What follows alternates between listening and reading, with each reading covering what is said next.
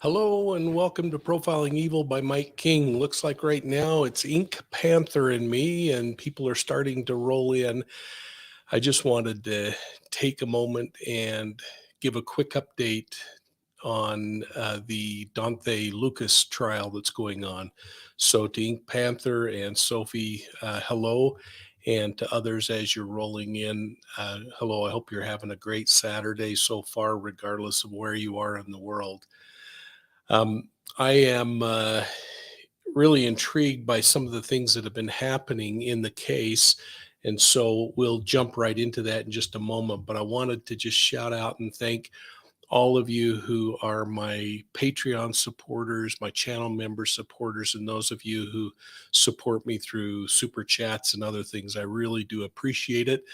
It's not often that I jump in on a Saturday, but have a busy week coming up, and I wanted to get a little information about the trial yesterday out to all of you. So I'm going to try to also watch some of the questions here and see if I can answer some of those. To Zelda, hello, and Haley Douglas, hi from the UK, Cameron Burrell, Daniel Smith, Free Spirit Prepping and News. Just great to see all of you rolling in. Mimi J2, I'm expecting an email from you to resolve an issue.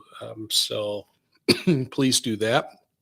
And let's jump into it and get started so we can give you back your day. I wanted to talk a little bit about Donthe Lucas. He is the believed to be the father of Kelsie Schelling's baby. And Kelsie, of course, after discovering and having confirmed that she was pregnant 8 years ago, just yesterday or the day before, notified him, and he convinced her to drive from Denver, Colorado to his home in Pueblo, Colorado to meet with him, promising her a surprise. And if you look at that case, you're going to see that there is what appears to be, according to testimony that we're seeing, domestic violence in the relationship. There certainly is emotional violence and a really disruptive kind of a relationship. Nonetheless, Kelsie continues for some reason to want to have a relationship with Donthe, and they continue a relationship, and she eventually gets pregnant. What I wanted to visit with you on is just the testimony that came out yesterday that was so critical. And I want to reiterate the testimony that was given in day 2. We learned more about it yesterday. Donthe Lucas's cellmate, one of the other individuals in jail with him at the same time, states that Donthe confessed to him that he did in fact murder Kelsie. Also indicated that police would never find her body and that he would never be prosecuted because they couldn't find her body. And so I am so thrilled that the district attorney there had the courage to do a circumstantial case. I hope others are watching that very closely.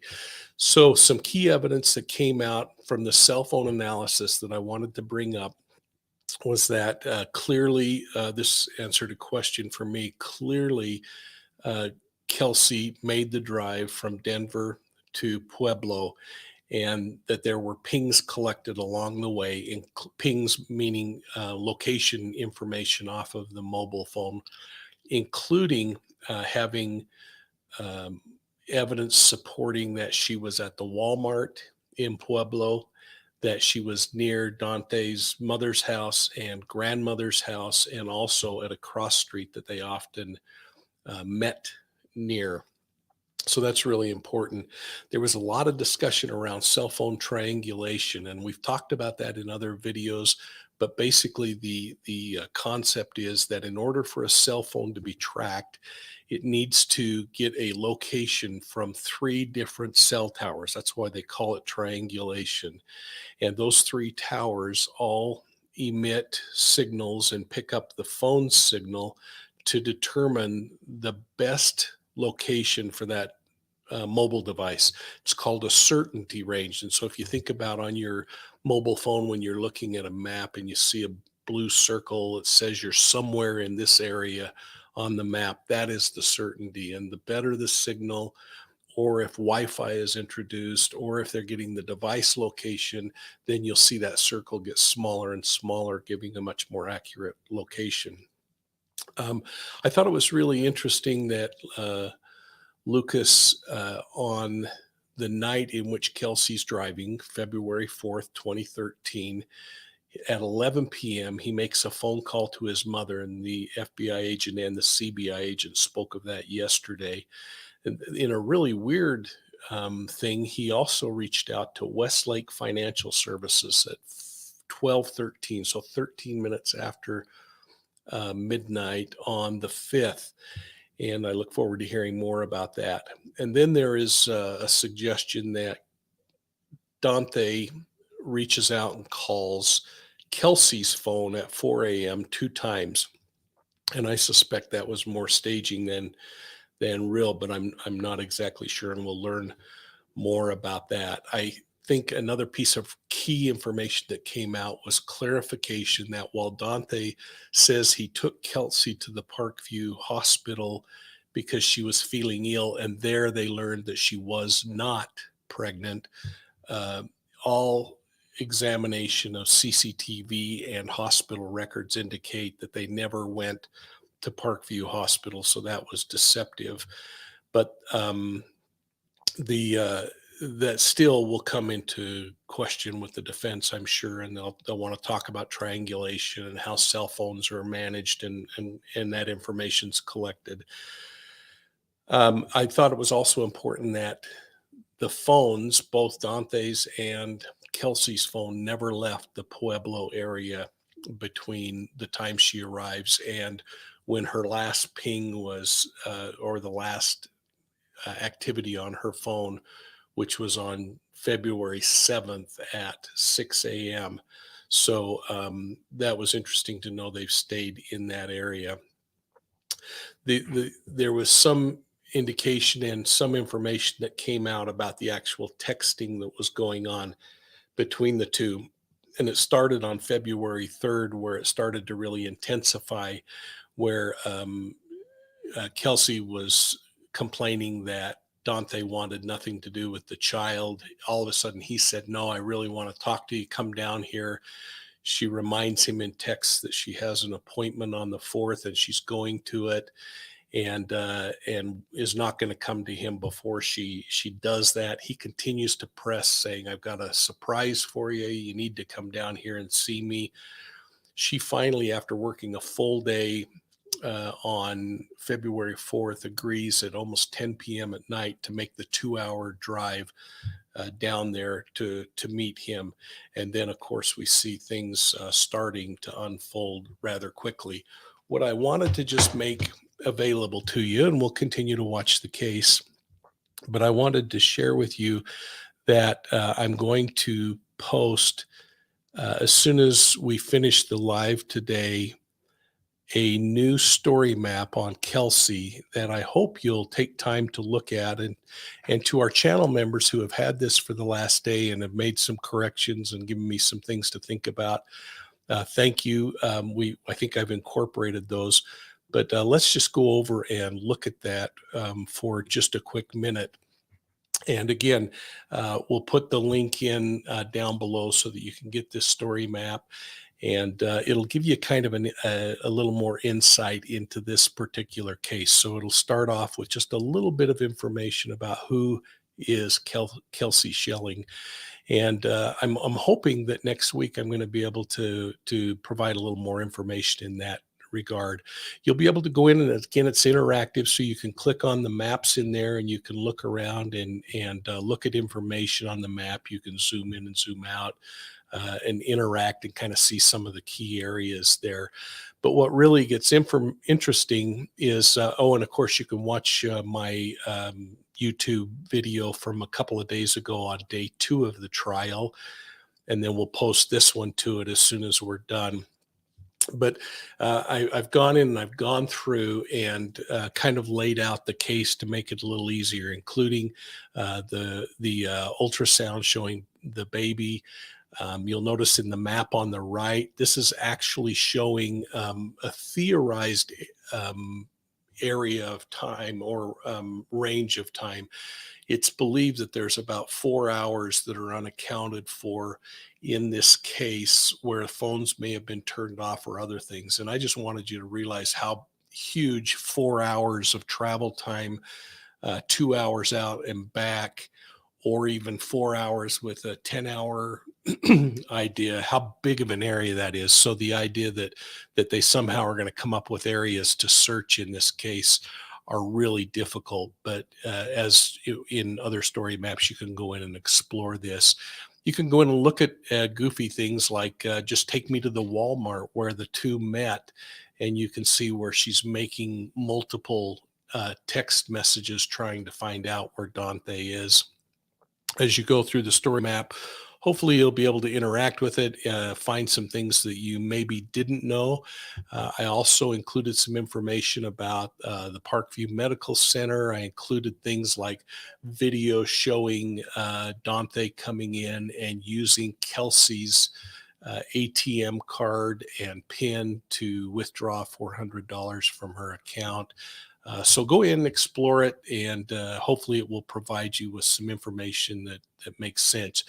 Down here, you can just hit this to expand and see the image fully. So if you want to see when Donthe parks the vehicle in the Walmart parking lot and Kelsie's nowhere to be found, again, another indication of deception because he said they went there together. Those things become pretty darn interesting when you look through them. So hopefully you'll find something in that map that makes sense. I then go in and I talk a little bit on this in 3D to kind of show you the area in 3D. I thought it might be helpful to just give you some sense of how mobile phones are tracked. So I actually put up a map showing the location of the cellular towers that happen to be in that area, Pueblo, and then a little bit of information on how to understand how this technology works as you listen to news reports and other things. I also have one of my colleagues talking about how we break down cell towers into what are called cell sectors that give us the angle in which a person was traveling in order to connect to each individual cell tower. So you might find that interesting. I don't want to waste a lot of time on who Donthe Lucas is, other than you would be able to find more about him as you go through that. And then I broke down day by day what's happening in the trial, so you can go in and play that and see and get caught up on the case. So I think for the most part that pretty well covers what I wanted to talk on there. And that said, I'll just look and see if there are a couple of questions or anything that we can chat about for a moment. And again, thank you for jumping on with such short notice. I thought that might be interesting for you to get that recap of what happened. This is not a case a lot of people are talking about, and I hope that changes to some degree, because it is certainly an important case. Not only does Kelsie deserve to have her story told and retold, but as we think about cases like Suzanne Morphew, it is really important to see that a circumstantial case can be conducted, and hopefully they'll be able to carry the burden of proof that they have and get a conviction out of this. So I'll just look here for a moment, and then we'll see.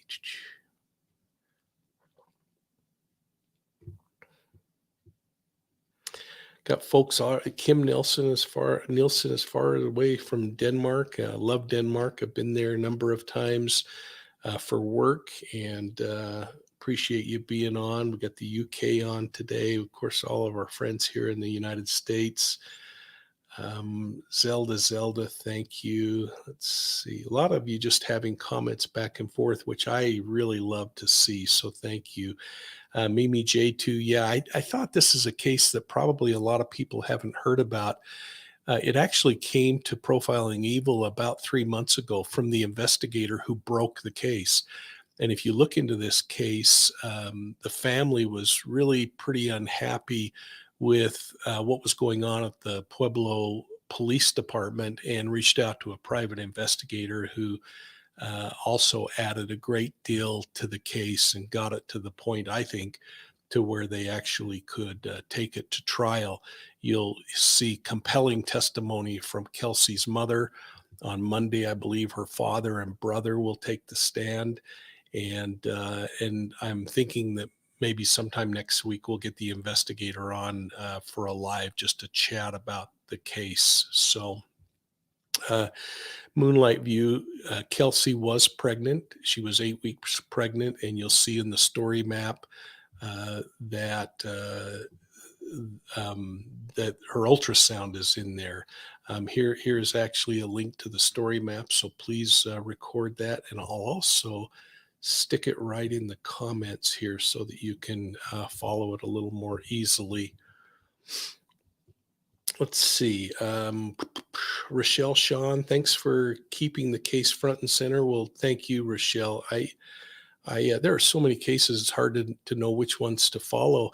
And frankly, some of them just gather so much attention. I think a lot of people focus on them, but this really feels to me like one that deserves to be talked about. So, as Tops rightly says, there's no body, no murder weapon, no proof Kelsie's dead. Do you think the prosecution has enough evidence to convict Lucas? I think the prosecution thinks they have enough evidence, and imagine how compelling it must be for them to do a circumstantial case. So that to me is really motivating in that sense alone. So I have great hopes that they'll be able to put this one together. Have we heard anything on the Daybell case? Yeah, I mean the Daybell case is really interesting, as we talked about in the last video on Watch It. Why I think that Tammy Daybell's autopsy results being held close to the cuff, and the new county attorney asking for the case back from the attorney general is really an interesting sign. And I think it's a 50-50 sign. It's either that county attorney asked for it back to close it out and say, we now know there's nothing to this, or that county attorney wants to make a mark for herself and prove that she was murdered. So it'll be interesting to see what's going on. Does every case of murder from Mimi J2 have to have a motive? There are negligent homicides that occur, but most homicides, especially if there's anything personalized about it, have a motive. And sometimes that motive is just the satisfaction of crazy behaviors, anger, frustration.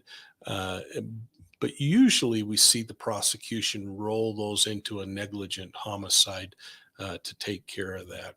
So we'll see what they do on this, and hopefully they'll move through it. Some people are suggesting this case could take a month to get through, and I'm not going to do a daily report, but I would just encourage you to watch for that and see what goes on, and we'll follow that as we go through. Well, I hope you all have a great weekend. Please make sure to put on your calendars Monday night. We're going to have Dr. Janja Lalich, global expert on cult behaviors, also a contributor to some very kind comments about my new book, Deceived. And one of the victims from the case at the Zion Society will be on for choir practice on Monday night. And I'm really excited about that. I think it's going to be a compelling evening. So let me just look quickly for a couple more questions, and then we'll call it a day. And thanks for spending a part of your Saturday with me. Moonlight View says, chance of conviction, Mike. Well, number one, he's been in jail for a couple of years. They've had a compelling reason to keep Lucas in jail. And again, prosecutors don't like to lose. So I can't imagine that they're not walking into this with a pretty full quiver of arrows to fling. So we'll see what happens with that.